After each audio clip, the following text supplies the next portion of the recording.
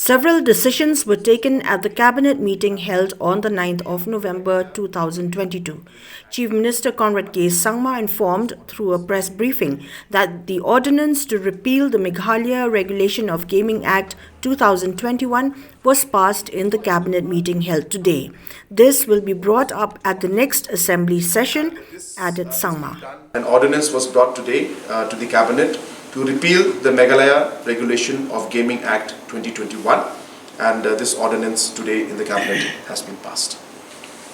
So we have not yet got any kind of clarification whether we'll be having any kind of a session, and obviously the mandate is that any kind of ordinance that is passed must be put to the assembly once the assembly sits. So in the next sitting of the assembly, whenever it is, after obviously discussion with the Honourable Speaker, we will put it up in the whenever the next session is.